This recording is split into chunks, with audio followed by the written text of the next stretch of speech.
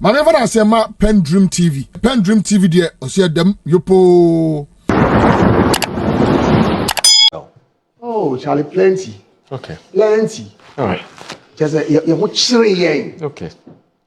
Now, Atta, a number of issues. I'm sure you have these a number of issues. I don't know how you're going to do this because we don't also have all day. So you may have to cherry pick the ones that you are the most crucial ones. He has to admit that all is not well, and they may give us an indication of how they seek to salvage the situation. All right, so let me say good morning to you. Remember, you said you've taken the economy from ICU to now a wellness center. Yes. And if the wellness center, we buy tomato, a piece of tomato for 10 Oh, a wellness center means we're still recovering. It means we haven't arrived. That's wellness center. Why? Then you can imagine when we are at ICU. So, Moro, what I'll say is that, all right, budget statement and mid-year will mean nothing to the unemployed graduates, to women at the market who are finding it difficult in life, and to citizens of this country who are finding discomfort. But let's be honest, whatever the circumstances of this country is today, is better than it was in 2024. That cannot be disputed. That is not to suggest that every issue in this country has been resolved. And I'm not sure there is any single government who will say it has finished its mandate. The objective of governance is to maximize welfare of citizens. So until that is achieved, governance is a continuum. To that end, permit me to say that I believe that the research agenda is not a one-year agenda. It's a 4-year mandate that seeks to deliver that value to citizens. So if you are measuring the performance of a budget, you look at the economic agents, households and businesses, and then the industries, isn't it? At the households levels, it is not what Fifi says here or I say.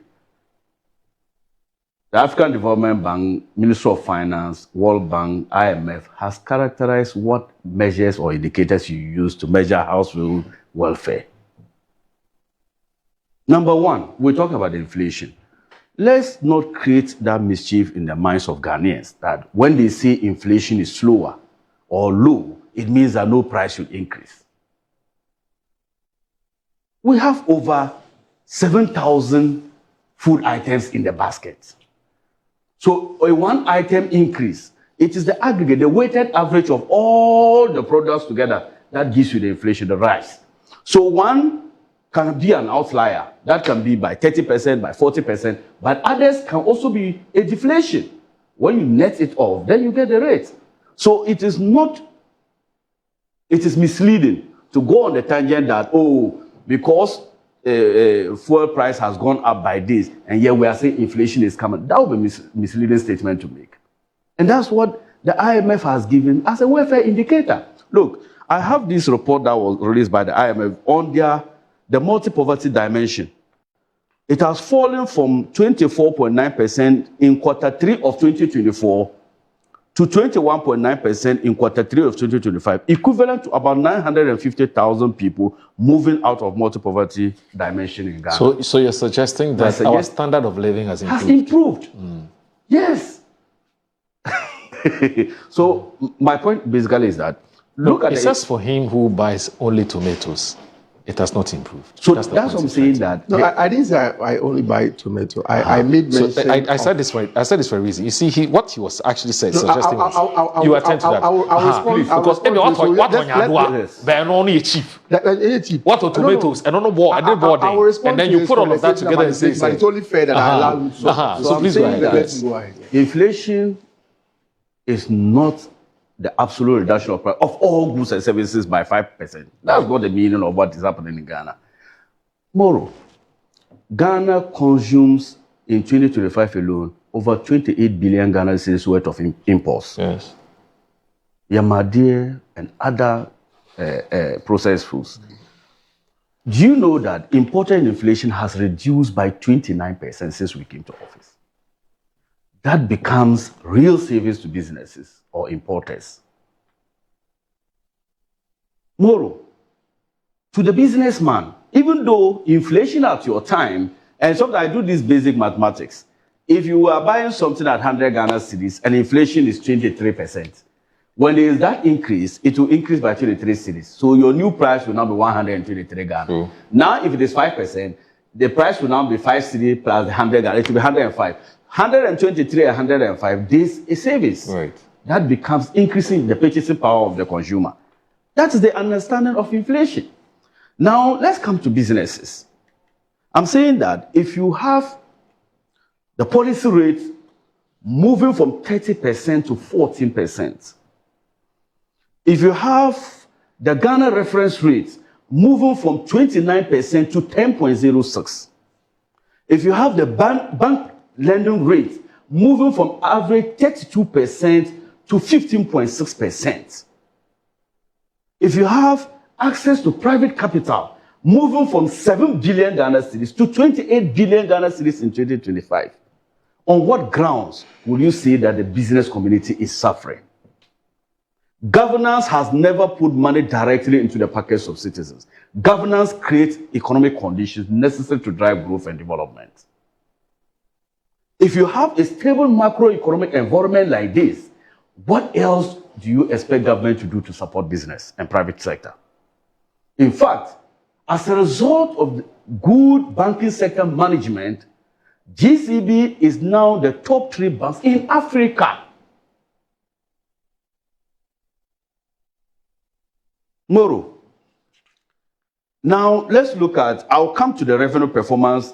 He seemed not to get it clearly, but I'll get there. I just want to take, this is what the IMF has given as welfare measures or indicators we should use. African development, but whatever means so far. That's well acknowledged. Just type on your phone, what are the welfare indicators in measuring the health of an economy? So if IMF says that, and I go and within my basket, yes, all the things I'm buying are up, I should say that I'm no. So fine. Wait, I began by saying that you see, if you look at my introduction, I said that it does not mean everybody has a better life. It means that these are, in fact, it's just like saying that I have malaria, I have taken my first dosage, it's left with 3 other doses. The first dosage hasn't healed you, then means that it won't work. Growth and stability is a natural consequence for job creation. No, but, and I'm telling you that every sign you can measure, every sign, I dare you here, every sign you can measure in governance is better today than it was in 2024. Every. Okay. Not even one. That's fine. So now, please continue. Say growth and... Now let's come to, I said growth and stability will lead naturally to job creation and sustainability. Naturally, that is the economic. In fact, every economic philosopher will tell you that growth is a condition precedent. Stability is a condition precedent for sustainability and job creation. Moro, let's come to the external sector performance. Look, at a time, Ghana was described as an economy that was highly unsustainable and highly unstable with a bad outlook. In fact, in the common language, Ghana was described as junk.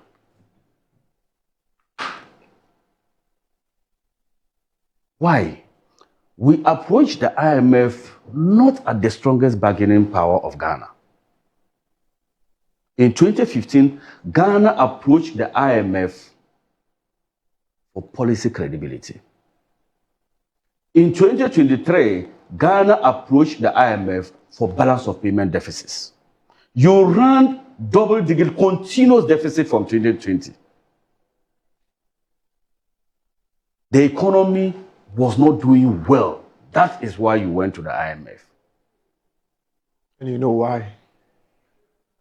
The why you mentioned to me, I will tell you that it is a wrong narrative because there is no African country, the 54 or 5 African countries, Ghana was the outlier. But Issah, you also admit that in terms of COVID management, the extent we went in managing COVID could not be equated to the other countries. So let me give you another. So we'll go back to this debate again. Let me. No, that would divert you from the presentation. I will just use 10 seconds. Okay. Let me also discourage you from pursuing that argument. Don't do it anywhere. Let me tell you. You measure. Wait. You measure the number of reported cases versus your mortality. Right. So mortality over the number of cases. Right. Ghana still perform poorly than Togo. Okay. Check it right now. All right. You measure the number of people who died out of those who committed the COVID. Ghana still perform poorly. Yet we spend more than any other person in Africa. Why? No, let's not do those things. Okay. Now let's look at the external sector I was talking about. Look, the external component of our debt. What drove us out of the capital markets? The best years of NPP was 2017, 2018, and 2019, isn't it? Yes. Because Fifi and Co will tell us that after 2020, COVID, let's grant them your best years, 2018, 2019. In just those years, you borrowed $13 billion. And that is the difference between us and them. In NDC, since President Mahama first term, we have never went to Parliament under a review to ask for one additional revenue. In terms of fiscal adjustment, NPP conception of fiscal adjustment is by saying that let's up revenue. In 2019, they came and introduced the vehicle luxury tax. Under a mid-year review, what was the necessity of the vehicle luxury tax? That it couldn't wait to be passed in November for the main budget. They brought it under a mid-year because they saw that revenue was underperforming. So their concept of fiscal management is always let's maintain expenditure while drive revenue mobilization, even if it is at the detriment of the Ghanaian. In 2020, let's grant them its COVID year. They came back for a mid-year through a supplementary estimate request and introduced new tax measures through increasing the income tax threshold and then bringing back COVID-19 relief levy. You remember? All those things happened in 2020 and 2019. NDC has never gone to a media and asked for one single Ghana cedis. In fact, what you do in fiscal management, you don't only lose a revenue, look at also expenditure. Because when you borrow, when you drive more revenue, either you tax out people, and Lafayette will tell you that when you tax people to optimum level, you lose your tax revenue, but people will not be compliant. So if you don't want to tax, you borrow, and I'll come to debt accumulation. You borrow, and when you are borrowing, it has two effects. Either you are borrowing domestically, that crowds out the private sector, or if you borrow externally, you have to finance it through more borrowing, and that's what we saw under President Akufo-Addo. Now, currently, the external sector is looking favorable. All the rating agencies in Ghana have given us favorable outlook. In fact, the basis of the positive outlook is not as a result of the economy you handed over to us. All the pills that you took could have resulted in a good outcome for 2024. Dr. Amin Atta disagrees with you.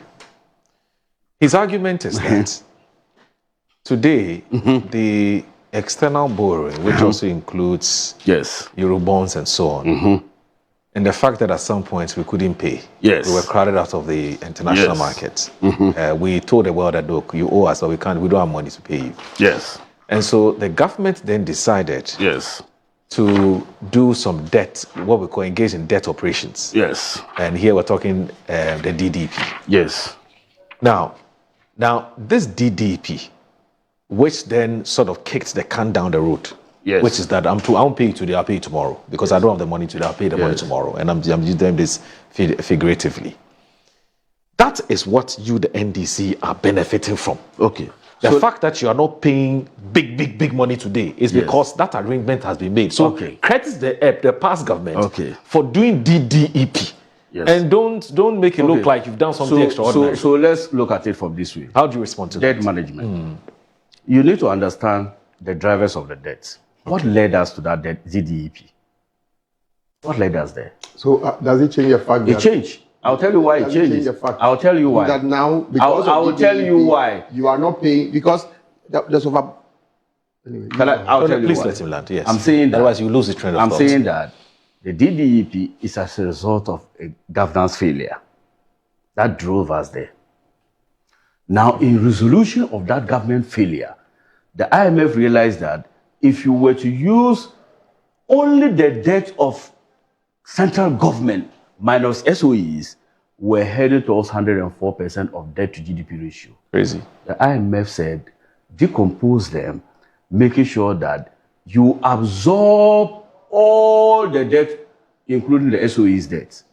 when we brought that debt and we look at our revenue projections over the next 5 years, they realized that even in 5 years' time, Ghana could not recover.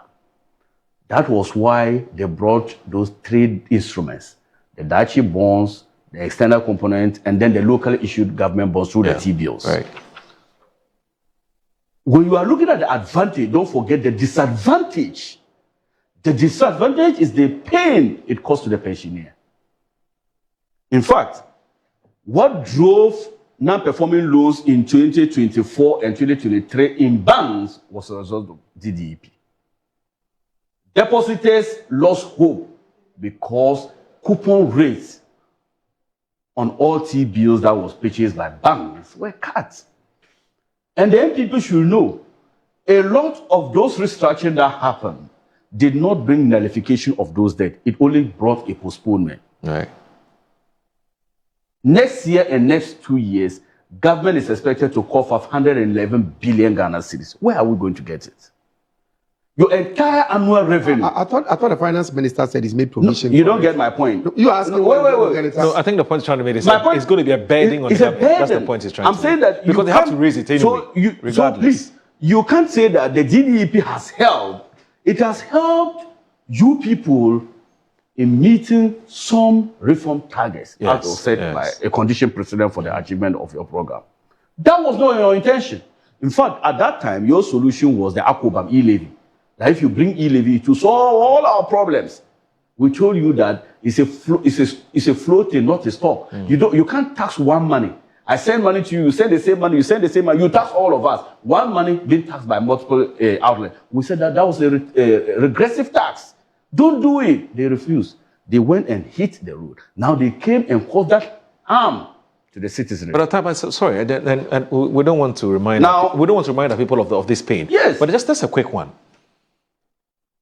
I'll be down Is it absolutely true that the DDP only postponed the debt repayment? In some cases, people's monies were halved. Yes. As you said. I've already agreed that. Yes. It That's does what we're not talking about, the mean haircut. all was because of nullification. Okay. It doesn't mean all was I get it. nullified. I needed People to make hear the issue that when they say domestic debt exchange Everything has program, been- it means that everything was cancelled. Right, No. right. A lot of them was either Drastically reduced. postponing the maturity or doing a haircut on the coupon. That's Only a few instances where there was a cut in principal. Right. In fact, the external sector said no way will they allow any of their principal to be cut. I Now needed look at the that clarity. debt accumulation. I said that their best years was 2017 to 19. 2018 and 2019. Let's go. I'll just grant him only these three.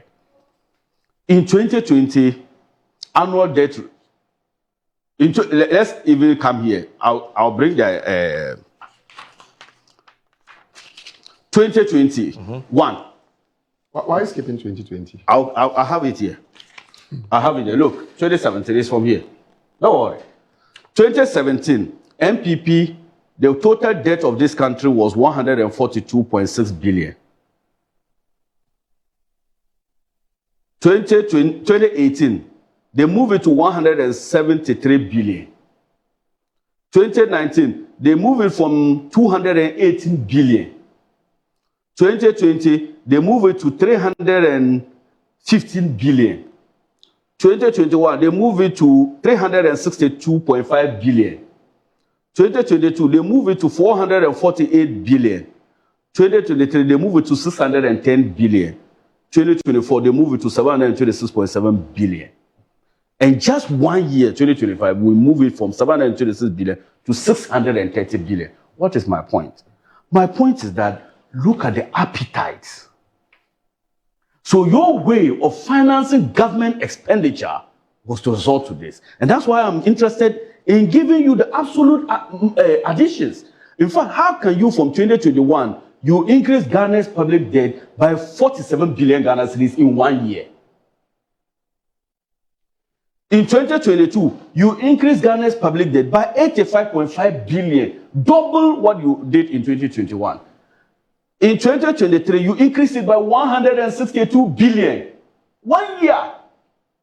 And then almighty 2024, you did it 116 billion Ghana cedis in 1 year. Is it the monies they borrowed or what they used the money for? What exactly is your concern? So my concern is that yes, emerging markets, you don't hang yourself with debt. Even if what they're going to use the money for makes sense. If you are going to invest it in revenue or investment that will generate those monies, like the Accra Expressway, it's self-financing. Right. The airports that we will build, it's self-financing. Right. So when you are doing those things, you will know that when you do your cash flow projections, you can tell when you are expected to recover. And I'm asking this question but because these monies, yes, I'm saying these monies, all this borrowing that we had done resulted us into an inflation of 23%. It resulted us into unemployment of 14.7%. It resulted us into depreciation of 19%. It resulted us into cost of living crisis. So that's reckless. It still led us to IMF. All these things happened, yet we still went to IMF under a program. Finally, my brother talked a lot about the budget. In fact, look at what the IMF stated as the basis for the increase in debt. Okay. And more follow me. Okay. Exchange rate depreciation. A lot of the public debt we saw under them was the exchange differentials. They could not manage the city. All the external components of your loans, the dollar, as a result of the fact that you couldn't manage your city. If you borrowed money... And what is the cost of managing the dollar today? It is still stable. That's another conversation. So We'll get there. We'll get there. We'll get there. But for now, let's because of large scale of debt is foreign currency denominated. City appreciation increase its nominal value without equivalent increase external disbursement. Okay. What I'm saying is that you couldn't manage the city. It increased our debt stock. Financial and energy sector liabilities. You left a total debt of $8 billion in the energy sector alone. IMF has attributed to it. Arrears and unpaid commitments is also a debt restructuring and valuation effects. These were some of the reasons that accounted for this massive debt. My brother talked about budget execution. Oh, Atufosin is not spending. Is that not what you've been saying? So let's look at your record. Whether Atufosin is spending or not. Moro, this is the Ghana fiscal performance 2017 to 2026. Let me... Ghanaians, you can easily Google it. He first started by saying that revenue is not performing. Yes. Yeah. What was your target and what did you realize? And the argument he makes about you had projected to raise 134 billion cedis. You ended up raising 126, recording a shortfall of 8 billion. Now,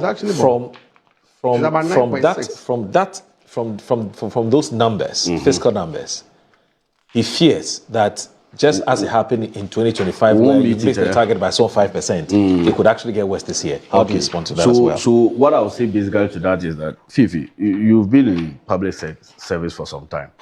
You know that you don't do half-year analysis of revenue targets and outcomes. The reason is simple. But there's an essence to do it. The reason is simple. No, wait. The reason is simple. Most economic activities don't take shape in half-year. You and I know commitment authorization that will generate the taxes in government sectors, for example. When did we pass the budget? November last year. Is that not it? Yes. It will kickstart in January, isn't it? Now I'm saying that in January, even budget releases to ministries to even procurement time list. So technically he's saying that Atta has not released the money. No, wait. Oh, That's what you're saying. I will demonstrate why it is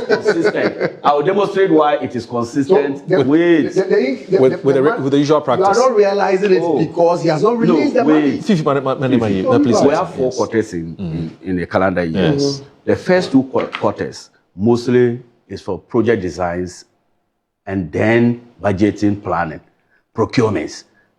If you are doing competitive tender, for example, how long does it take for procurement? Even if you are doing single source, it takes time. If you are doing restricted tender, it takes time. Economic activities are usually slow in the first 2 quarters of the year. If you look at DACF this year, DACF is a function of revenue. This is a common fact. It's a function of revenue.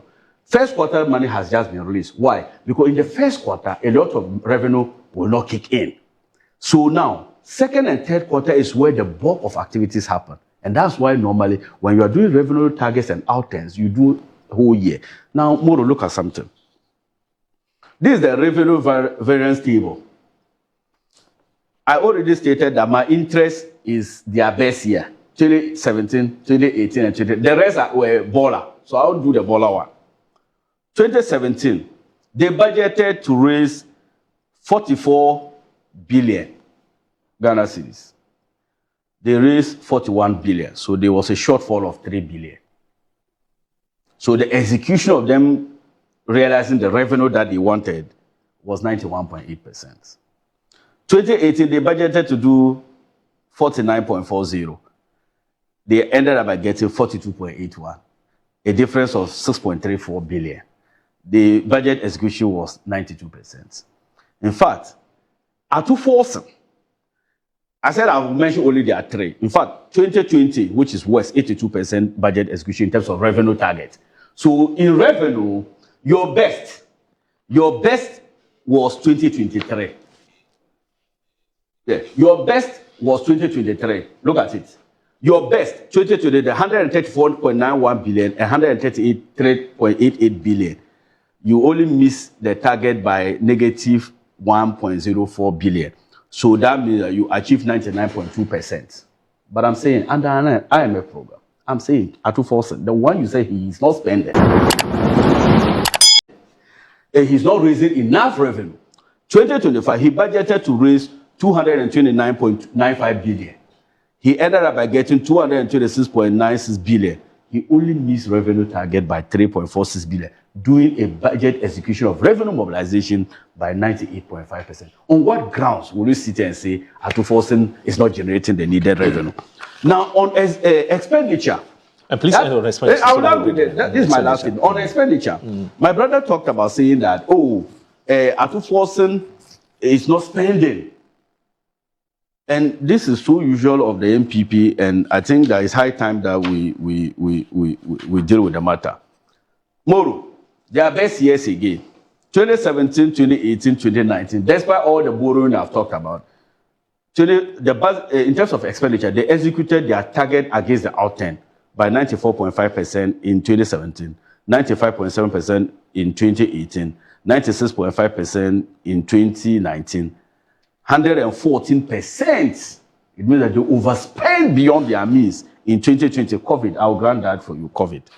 98.1% 2021, 102% in 2022 under an IMF program from May. And then 91.1% in 2023. They couldn't even spend up to 92%. NDC and Atta Forcing spent 93.4% in 2025. My point is simple. You cannot look at all this evidence and still come to a conclusion that Atta Forcing is not spending. On what metrics? Now, look at what the table that, look, budget execution scorecard. This one, I will share you with your viewers. Yes. So that they will all you mean our production team? Yes. Okay, so we can put it up. 2017. Revenue execution by NPP was moderate. Expenditure execution was restrained. Overall score, amber. Caution. Now, 2018, revenue execution weak. Expenditure execution below aggregates. Overall score, red. And you know when they say something is red. 2019, revenue execution, fair. Expenditure execution, fair. Overall score, amber. And the attribute result to deficit management improved in 2019. Agreed. 2020, original budget failed. COVID, let me leave COVID, sorry. 2021, near nominal target in your revenue. You did well with revenue. I've already stated that. Execution of expenditure you were near it. But because of the deficit in 2020, it followed you to 2021. So they still describe its deficit remained exceptionally high despite nominal execution. So I agree. Let's come to Atta Forcing. I won't bore viewers. I'll give it to you. 2025, revenue execution broadly on target. Expenditure execution fairly.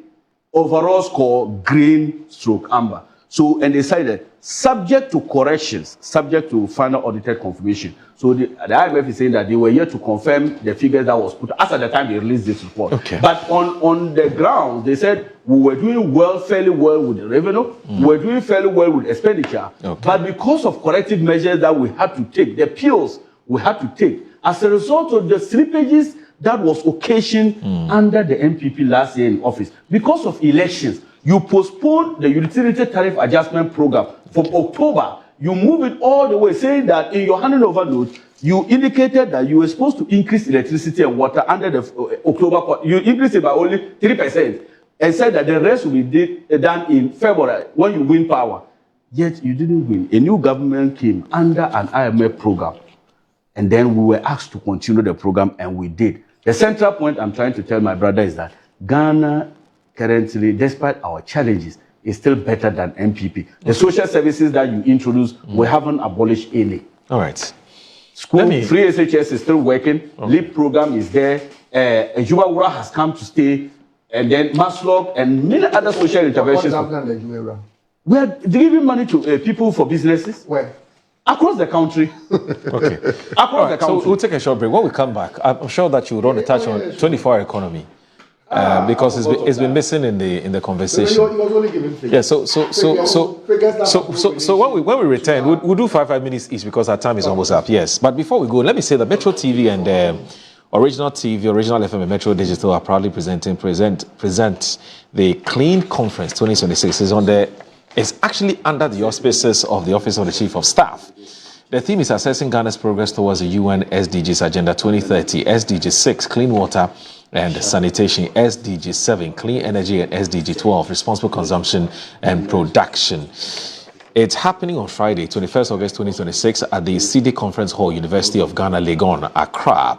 And with just 4 years to achieve the UN SDGs 2030, how far has Ghana come? The answers begin with one national conversation with Metro and Original Sanitation, and conference with the Chief of Staff, Honorable Julius Deborah.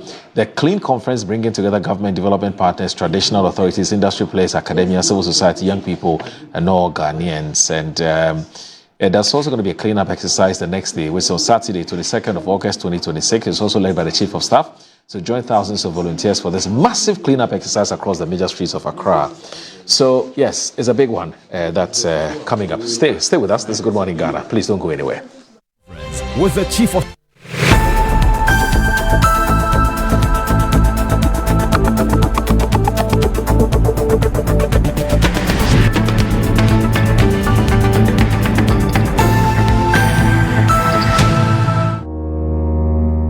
Finding my dream apartment in just 2 days was a breeze with 7terragh.com. Looking for your next home, the perfect piece of land, or the best commercial property for your business? Are you worried about sending money home for property and finding nothing when you return? Well, worry no more. 7terragh.com is just a platform to find prime lands, perfect properties, or vibrant real estate development at the click of a button. 7terragh.com is your go-to property listing platform that allows you to register, list, rent, buy or sell, and connect with correct agents. With our AI-powered smart search, personalized dashboards, verified agent connection, and interactive property maps, all your property needs have been made easier. Check us out on 7terragh.com or contact us on 0302-998-246 or 0561 032 252. 7terragh.com, powered by MNC Properties. Welcome to Gentleman Dental Clinic, where we run all dental procedures such as examination and consultation, root canal treatment, scaling and polishing, braces, teeth whitening, extraction, restoration, that is filling, teeth replacement. With this, we have the dentures, the bridges and implants. Visit our branches nationwide at Tamale, Tishibu, opposite the post office. Also at Kumasi, Abreport Junction. Techiman Magazine off the Market Road. You can also locate us at Koforidua Central Market, adjacent the Central Police Station. Takrady, Tadisco Junction. Accra, our 2 branches are located at Atomic Dam, Kwabenya Roundabout, and also at Nungwa, behind the Nungwa main road station. You can call us on 059 8731 823. Judgment Dental Clinic. It is time to smile again. As the days come and go, there's always shit. Let colleagues explore all the planetary bodies. Our mission is in Uranus to treat hemorrhoids, anal fistula, anal fissure, anal incontinence, hydradenitis suppurativa, using laser Legasure for pain-free and speedy recovery. On Uranus Street, Accra, is Main Tuber Hospital and Coloproctology Center. Trust Uranus with us and we will delight you. Visit Main Tuber Hospital today or call us on 0244 581 541.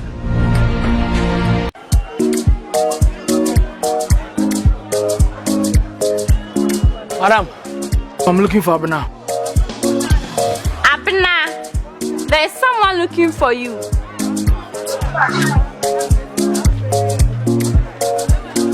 Madam, please, where's Abena?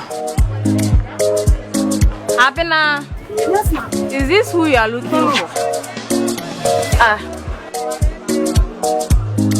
Madam, please get me Abena. Please. Della. Abena, bra.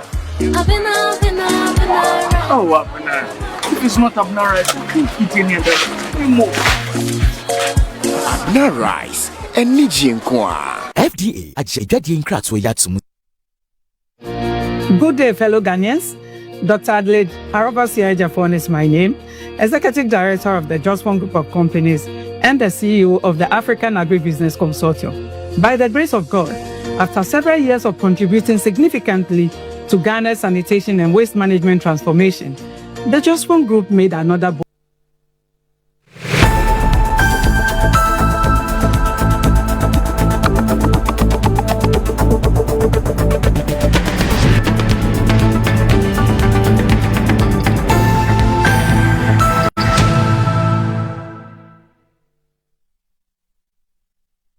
coming. All right, so watching Good Morning Ghana on Metro Television. We're almost done for the day, but I'll give my guests a minute each to wrap up. And I know politicians struggle with time. So, Fifi, can you please do me this favor? I know you've been in my situation before. So, what are you saying in a nutshell? Well, before I wrap up, yes, I wish to make some reference to some information. He shared a lot of data, and for me, it does not change the story that the Ghanaian is facing the hardship. Okay. But just to judge them on what they did in 2025 and what the situation is today present to us going forward. So revenue versus expenditure figures. Although at half year in 2025, the government described revenue performance as robust and highlighted that non-oil tax revenue was exceeding target by 787 million. Corporate income tax was above target, mineral royalties above target, but the broader picture is more nuanced than that. Okay. At Q3, the beginning, the 2026 budget admitted non-oil tax revenue fall of 4.1% below target, with a shortfall in PE, corporate income tax, VAT, and then also excise duty, growth and sustainability levy, as well as import duty. By full year 2025, a revised total revenue target of 229.95 billion. The actual was actually 24.88 billion. Tax revenue target was 189.96 billion. The actual was 183.99 billion. That's the full year tax revenue and the short target by approximately 6 billion. So in all, the revenue was missed by about 4.7 billion. So if it tells you that, beginning of the year, you are not doing so well, it gets better with time. What they told us beginning, allow. Okay, go ahead, sit down. What they told us half year, that it was promising, it actually got worse. Okay. So if today he's telling that, it's not looking great at this time, it will get better, that is not the case. Okay. But let me just address it finally, because you've exhausted your 1 minute. Said one profound thing, that growth is a condition for sustainability and job creation. Yes. What is the status of job creation today? He likes to make reference to statistics. The Statistical Service is actually telling us that today, if you meet young people in Accra, 1 out of every 2 young persons you meet in Accra is unemployed. Okay. So where is the growth he's talking about? If indeed he says growth would automatically lead to job creation, and today unemployment is everywhere. Okay. Then where lies the growth he's talking about? Okay. He said, inflation. we should not take just one item out of inflation. But of course, what I wish to do, what every reasonable individual will do, is to go through the baskets and look at what affects me. That's fine. And for me, I think the most important one people will refer to, how much am I paying for rent? Okay. Water, okay. Electricity, fuel, food items like tomatoes, those basic. Okay. Basic. Okay. Transport. Okay. You've done 3 minutes. Is that Fifi, below Fifi, the 5% you've exhausted we're your talking time. about? So just to land, if they are today, Okay. You will never learn. oh Allah, Issah. If they are today, please do. If today they are spending about 34 billion just to keep inflation down, and it is not reflecting in our pocket because I'm paying more for rent, I'm paying more for water, I'm paying more for electricity, I'm paying more for fuel, I'm paying more for transport, and there's unemployment. Then where lies the impact of all the statistics you churned out? Right. The effect is that we are worse off and we are paying more, and our situation is not better, and unemployment is on the high. You've taken it at Issah's time. You don't be fair to him. Fifi is part of why Ghanaians are suffering today. And I'll tell you that a cancerous situation that is almost ending someone's life requires aggressive medication. Fifi is part of the people that cause us to have deficit financing in Ghana. Cocoa Board alone plunged this country into chaos. Financial You want us to get blunder. into that? Wait. Now, Moro, Yes, like sir. you see me, overall, I would say that our goal, the 24-hour economy was mentioned in the media review. It was mentioned. Just that he doesn't read all. It is 107 pages. As your minority MPs, it is before the House. So in terms of priority, he did not It is not a consider that as priority. That's fine. Oh, now wait. get to that. It's not a priority to the Now, NDC. Moro, this is the Ghana's fiscal history between 2017 and 2026. I just want to, I'm not reading, I'm just mentioning the highlights, and I'll bring my scorecard on Atta in 1 minute. 2017 to 2029, the IMF described Ghana to be doing consolidation, but persistent revenue underperformance. That is the verdict of the IMF and the World Bank. Now, 2020 to 2021, this is what they said. COVID-19 fiscal expansion, agreed. 2022, debt and macroeconomic crisis, why we went to IMF for a bailout. 2023 to 2024, IMF supported adjustment, but major 2024 slippage. 2025 to 2026, renewed consolidation. That is the verdict. The verdict is that there's a renewed consolidation. We are in a part of recovery. Ghanaians will see the light at the end of the tunnel. And this is my scorecard for Dr. Atta and the government. Macroeconomic stability that they are not comfortable with, I assess them to be very strong, and it is based on the inflation, growth, fiscal discipline, external indicators improve seriously. Like I talk about the rating agencies. You wanted 1 minute. Debt sustainability. Wait, but I'm just giving my own. Debt sustainability, I will say. How can a spokesperson be assessing his own boss? He's MP for Sanero. Oh, please. The man speaks for Atta, and now the man who speaks for Atta is assessing Atta. Fiscal credibility. Please. I'm landing. Fiscal credibility. Wait. We can buy fuel. Wait, fiscal credibility, I'll say Dr. Atta is doing well. Okay. He's been within his means. He's spending only what he has. Right. He's not in a hurry to return to the capital market. Okay. We are not crowding out businesses that we used to see under the NPP.